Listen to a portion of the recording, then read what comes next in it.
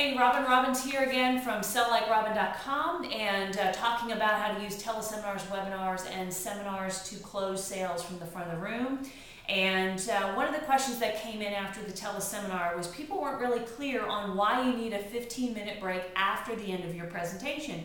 This is a really easy one to answer, and that's because you're going to be having them fill in enrollment forms and handing those back in.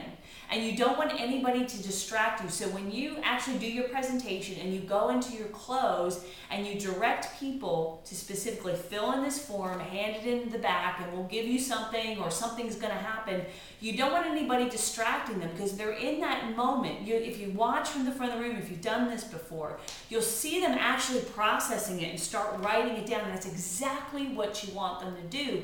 Now, if somebody comes up behind you after you've done it and said, "Oh, well, thank you, Robin, that was very wonderful. Now lunch is going to be in the next room."